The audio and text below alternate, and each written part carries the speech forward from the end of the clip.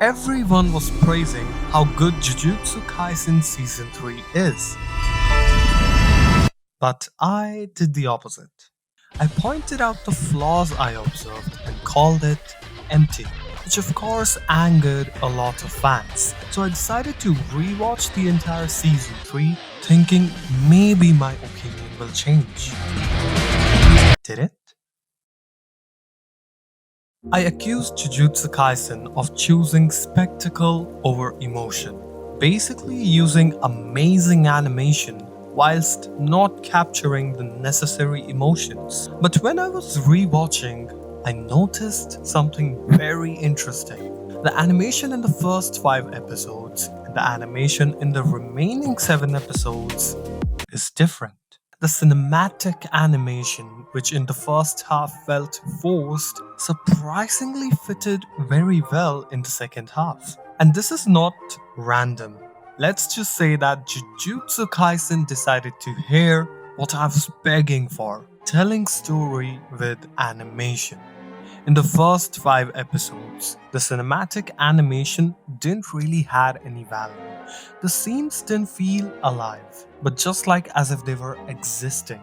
The major problem was blatant. The animation and the emotion were existing in 2 different states. But this is what changed in the second half. The animation and emotion came together, becoming a story that is not just existing, but is alive. Even you must have felt this difference. For example, let's compare the Maki arc with Higuruma arc. When you weigh their emotional values, the Higuruma arc completely outweighs Maki arc. The emotional nuance which was missing from Maki's story was shouting at the top of its lungs for Higuruma. Even though Maki has been a part of the story for such a long time, in Season 3, we feel more connected with Higuruma, all because MAPPA brought animation and emotion together. But did this change my opinion? Whenever I complained about JJK being empty, fans told me that it's shonen. Here, you don't come for emotions, but for actions and to enjoy the fights. Except that this is a myth.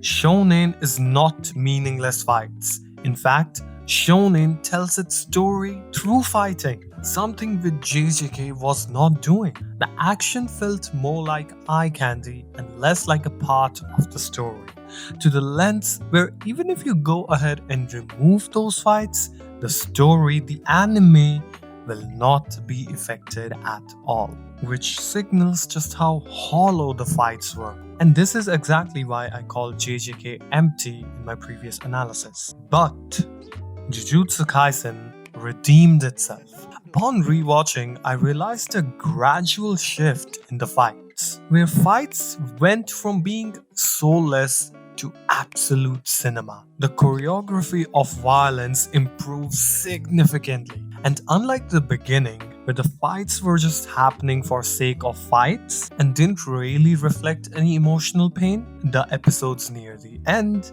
were telling stories with the fights. Again, taking the Higuruma example, that fight is not just action, it's pure narrative-based fight, where characters are telling stories about their life through an exchange of fists. Higuruma isn't just fighting with Itadori, he's storytelling us about his life and mental health through physical acting. So MAPPA again brought fights and emotions together as one, instead as separate entities. And this really made me look back at what I said about JJK. This improvement brought me really close to a change of mind, but unfortunately, there was still one problem.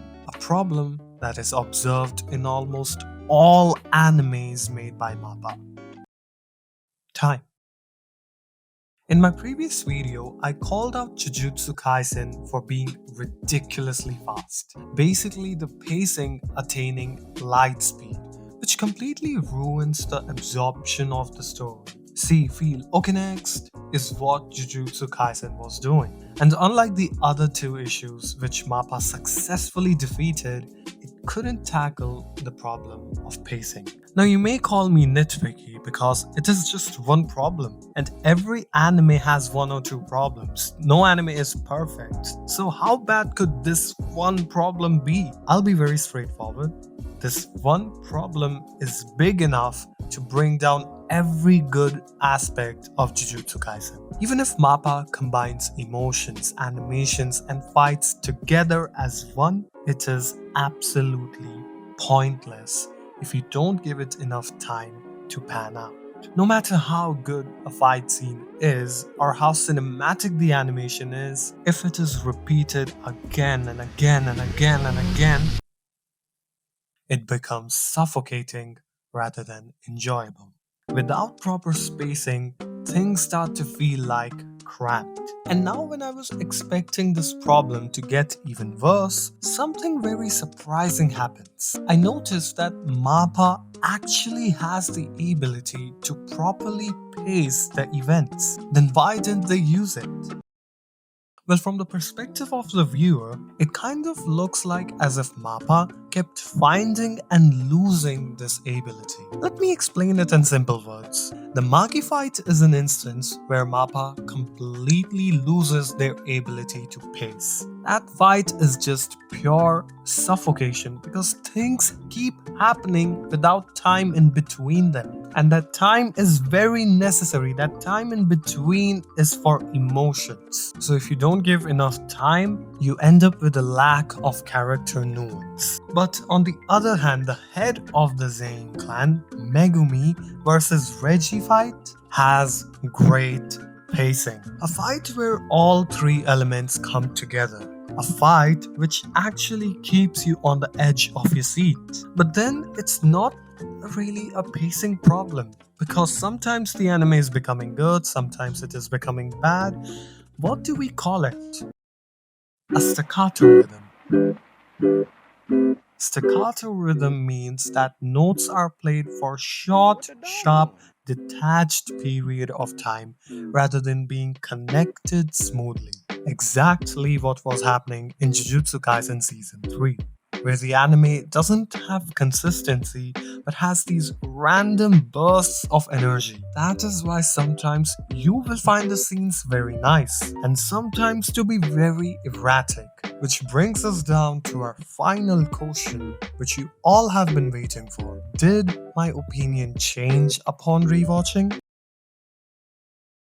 Yes, I did have a change of mind for Jujutsu Kaisen and realized a lot of improvements as the episodes kept releasing. Realizing that my previous analysis wasn't entirely complete or correct. And for that, I do apologize to all Jujutsu Kaisen fans. Gomenasai.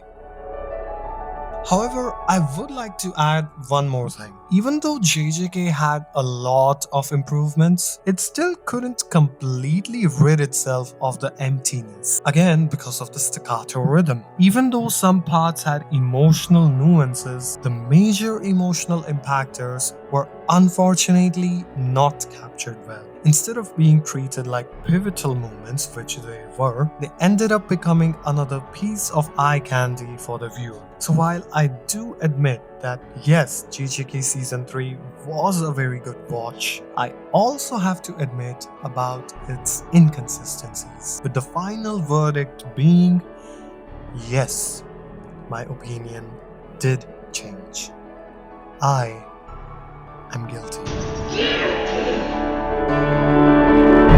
Thank you so much for watching this video, anime fans. Believe it or not, I actually made this video in 2 days. I will tell you very soon why, but for now you can watch any one of these videos which I made in weeks worth of time. You can choose whichever one you like. The thumbnail looks prettier, the anime looks familiar, anyone. I will see you very soon. Till then, ganbatte!